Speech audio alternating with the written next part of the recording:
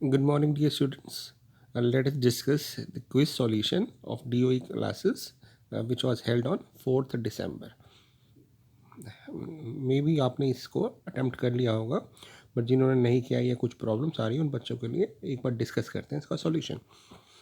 First question basic concept पे था। Basic concept पे कैसे था बेटा?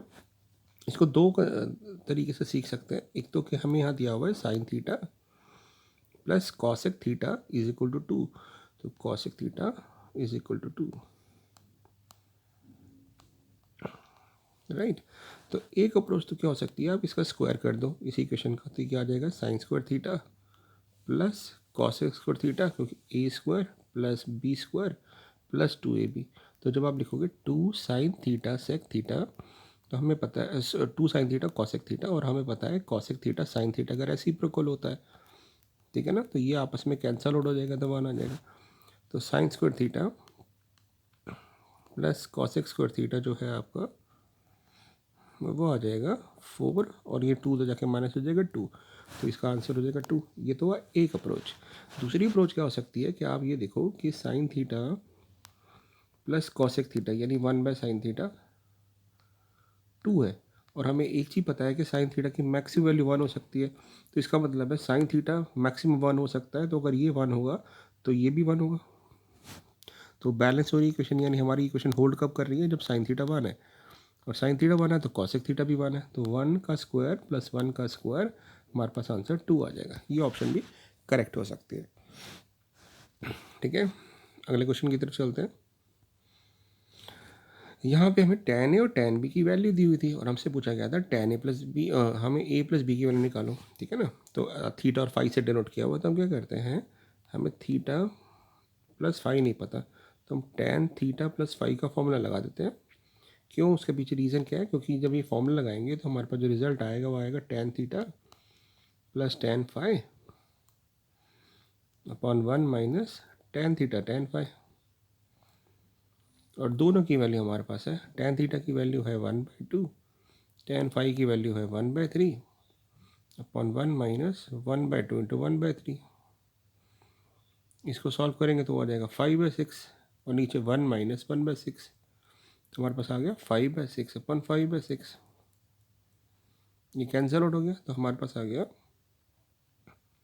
tan theta plus five is equal to 1, और अगर tan थीटा प्लस फाइव 1 है तो 1 को हम लिख सकते हैं tan पाई/4। तो हम एंगल को कंपेयर करेंगे तो कहेंगे थीटा प्लस फाइव हमारा पाई/4 आ जाएगा, क्योंकि हमने 1 को लिखा tan पाई/4 और एंगल को कंपेयर कर दिया, तो पाई/4 इसकी वैल्यू हो जाएगी। अब चलते हैं क्वेश्चन नंबर 3 पे। वेरी इजी, डायरेक्ट हमें पता है कि साइन थीटा की जो वैल्यू होती है -1 से 1 के बीच में लाई करती है, तो ये पॉसिबल है।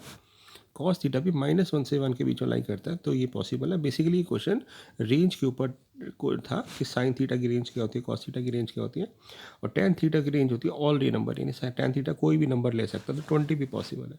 बट सेक थीटा की रेंज जो होती है वो होती है -∞ से -1 and 1 to infinity.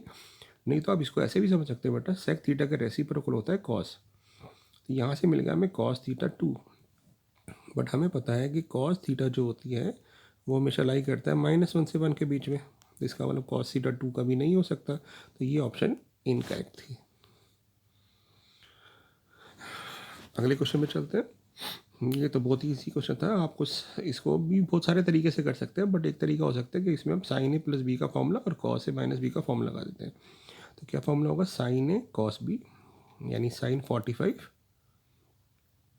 Cos B यानी कॉस थीटा, उसके बाद आएगा प्लस कॉस 45 साइन थीटा। यहाँ से क्या आएगा देखें, कॉस 45 कॉस थीटा, क्योंकि कॉस ए माइनस बी का formula cos A cos B होता है, तो 1/√2 कॉस थीटा, और माइनस में फॉर्मूले में प्लस आ जाता है, तो ये आ जाएगा 1/√2 साइन थीटा। तो आप देखोगे ये टर्म कैंसिल आउट हो रही है, तो हमारा आंसर 0 आ गया। नहीं तो इसको एक और तरीके से कैसे कर सकते हैं, हमारे पास ये था साइन 45 डिग्री प्लस थीटा, और हमें पता है कि हम कॉस थीटा को लिख सकते हैं, कॉस थीटा को लिख सकते हैं साइन 90 माइनस थीटा, तो इसको मैंने ना इसको लिख दिया साइन 90 डिग्री -45 माइनस थीटा। तो जब इसको ओपन करोगे तो ये टर्म क्या आ जाएगी, साइन 90 में से 45 गए तो 45 माइनस माइनस प्लस। तो आप देखोगे दोनों टर्म सेम है, क्योंकि पहले वाली टर्म भी साइन 45 प्लस थीटा है। तो ये कैंसिल आउट हो जाएगा, तो आपका आंसर आ जाएगा 0। तो एक अप्रोच है ये, एक अप्रोच है ये। और तीसरी अप्रोच क्या हो सकती है बेटा, आप देखो कि जो हमारे जो आंसर हैं वो ना थीटा पर डिपेंड कर रहे हैं नहीं कर रहे। तो आप इसमें, क्योंकि ये इसमें आंसर को आप थीटा को भी वैल्यू कोई भी पुट कर दो। जैसे मान लेते हैं थीटा को मैंने ना 45 डिग्री पुट कर दिया या थीटा को 30 डिग्री पुट कर दिया, तो उससे भी आपका आंसर आ सकता है। ठीक है ना, जैसे अगर मैं थीटा को 30 डिग्री पुट कर दूँ तो मेरे पास क्या आंसर आएगा, यहाँ पे आ जाएगा 45 माइनस 30 कॉस 15, और यहाँ पे आ जाएगा साइन 60। दोनों की वैल्यू पुट करके भी निकाल सकते हैं, या 45 भी पुट कर दूँ तो मेरे पास आंसर आ सकता है ना। तो जैसे अगर मैं 45 पुट कर दूँ तो क्या आ जाएगा, साइन 90 डिग्री यानी 1, और ये आ जाएगा कॉस 0 डिग्री 1, 1 माइनस 1 0, 0 आंसर आ रहा है ना। बट फिर उस केस में एक दो चीज़ें आपको पुट करके देखनी पड़ेगी, बट ये दोनों बेस्ट तरीके हैं, इसलिए मैंने इनको पहले ही कराया। तो इस तरीके से भी कर सकते हैं। अगला क्वेश्चन देखते हैं, ये भी बहुत ईजी था। अच्छा, एक चीज़ आपने ध्यान रखनी है बेटा कि ना tan π/4 माइनस थीटा और tan π/4 प्लस थीटा जो होता है, इनका प्रोडक्ट 1 होता है। ठीक है, तो कैसे 1 होता है एक बार देखिए फटाफट। कि हम इसको लिख सकते हैं tan a माइनस बी का फॉर्मूला से tan a minus tan b upon 1 plus tan a tan b। tan a हमारा हो गया 1, क्योंकि tan 45 1 होता है, 1 माइनस tan थीटा, और ये हो गया हमारे पास 1 प्लस tan थीटा। ठीक है, और ये हो गया 1 plus tan theta, 1 minus tan theta. अब आप देखोगे ये इसे कट गया, ये इसे कट गया, यानी ये हमेशा 1 के इक्वल होता है। और अगर ये 1 के इक्वल है तो इसका रेसिप्रोकल भी 1 होगा। तो एक तो तरीका हो सकता है इस क्वेश्चन को समझने का कि हम इसको लिख दें 1 बाय, क्योंकि कॉट का रेसिप्रोकल tan होता है। तो एक तरह से ये क्वेश्चन पूछा गया है। तो अगर नीचे वाली टर्म हमें पता है, ये स्टैंडर्ड रिजल्ट आप याद रख सकते हैं कम्पिटेटिव एग्जाम के लिए कि इनका प्रोडक्ट 1 होता है, तो 1/1 आ जाएगा आंसर इसका। नहीं तो दूसरा तरीका क्या हो सकता है, जैसे अभी हमने ऊपर साइन वाला क्वेश्चन किया ना बेटा, अब इसको ना कॉट को लिख दो tan 90 माइनस थीटा। ठीक है, तो यहाँ पे आप लिख दोगे इसको, ये तो टर्म एज इट इज रहेगी। दूसरा तरीका बता रहा हूँ आपको मैं, इसको आप लिख दोगे tan 90 यानी π/2 माइनस थीटा।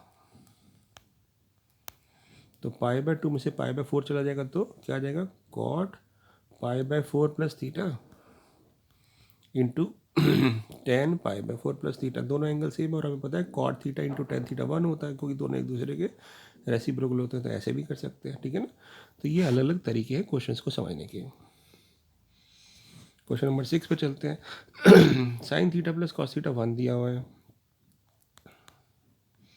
तो हम ऐसा करते हैं इसकी स्क्वायरिंग कर देते हैं। दोनों साइड स्क्वायरिंग करेंगे तो ये आ जाएगा sine square theta plus cos square theta plus 2 sine theta cos theta,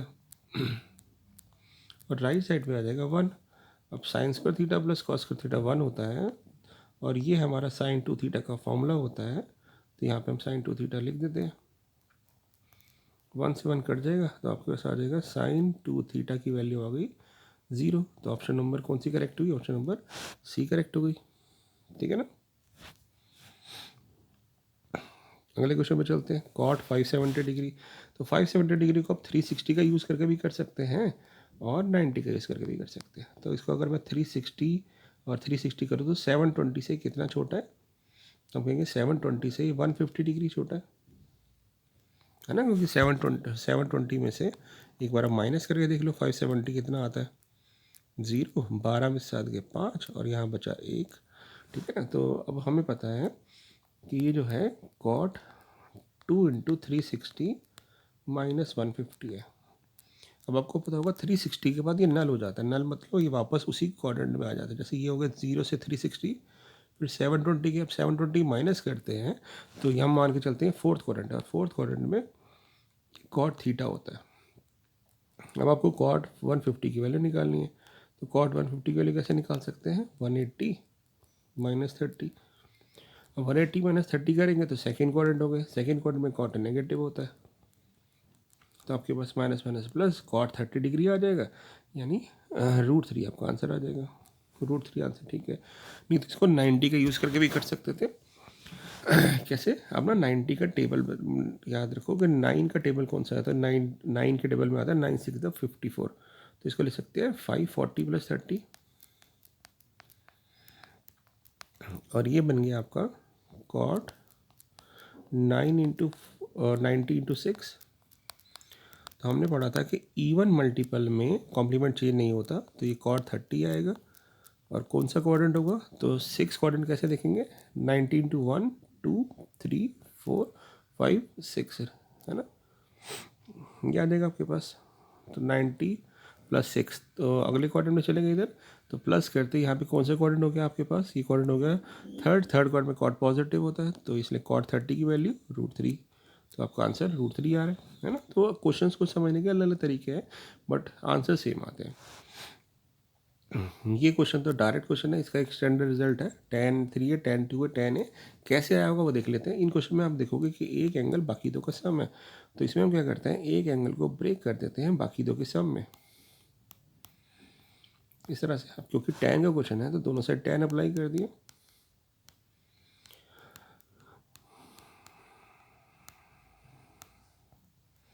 इस तरह से। अब tan a + b का फॉर्म लगाया तो ये हो जाएगा tan 2a + tan a / 1 - tan a × tan 2a। Cross multiply कर दो तो tan 3a × 1 हो जाएगा tan 3a, tan 3a into दोनों टर्म मल्टीप्लाई होंगे तो tan a tan 2a tan 3a और इक्वल टू आ जाएगा tan 2a + tan a। अब सिर्फ रीअरेंज करोगे जब आप, तो ये टर्म अलग हो जाएगी एज ए प्रोडक्ट और ये दोनों इधर आ जाएंगे, तो क्या आ जाएगा tan 3a - tan 2a - tan a equal to इन तीनों का प्रोडक्ट। तो जब भी ऐसा कोई क्वेश्चन दिखे कि एक एंगल बाकी दो का सम हो और tan का क्वेश्चन हो, तो tan of bigger angle - tan of smaller angle equal to product of all the 3 tans होता है, ठीक है ना। तो ये आपको ध्यान रखना है।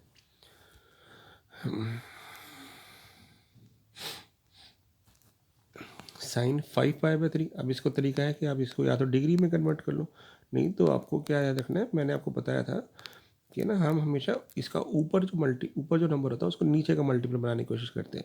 यानी 3 का मल्टीपल देखो कौन सा बन सकता है 5 के आसपास, तो कहेंगे 6 बन सकता है, तो 5 को लिख देते हैं 6π - 3 पाई, और फिर दोनों के नीचे सेपरेट कर देते 3, तो ये बन जाएगा sin 2π, क्योंकि कट जाएगा इससे -π/3। अब 2π का मतलब हो गया 360, तो 0 से 360 माइनस थीटा करोगे तो इसका मतलब फोर्थ क्वाड्रेंट में, और फोर्थ क्वाड्रेंट में साइन पॉजिटिव नहीं होता नेगेटिव होता है, इसलिए मैंने माइनस से लगा दिया, तो -sin 60 डिग्री -√3/2 ऑप्शन नंबर ये आ जाएगी। नहीं तो आप इसको डिग्री में भी कन्वर्ट करके कर सकते हैं। अगला क्वेश्चन देखिए, तो स्ट्रेट फॉर फॉर्मूला है 1 - tan² theta upon 1 + tan² theta जो होता है वो cos 2 थीटा का फॉर्मूला होता है, तो ये बन जाएगा cos ऑफ 2 × 15 डिग्री, तो ये बन जाएगा cos 30 डिग्री, और cos 30 डिग्री की वैल्यू होती है √3/2, तो हमारा ऑप्शन नंबर सी करेक्ट हो गया, है ना। तो ये फॉर्मूलेज अगर आप याद रखोगे तो बहुत इजीली क्वेश्चंस सॉल्व हो जाएंगे। तो फॉर्मूलेस को अच्छी तरह से आपने इसकी प्रेफरेंस देनी है और रोज़ फॉर्मूलेस को रिवाइज करना है, लिख लिख के देखिए। जब आप फॉर्मूलेस कर लेंगे तो क्वेश्चन देखते ही पिक हो जाता है, ठीक है बेटा। तो ये सारे क्वेश्चंस डिस्कस कर लिए हमने। Thank you so much.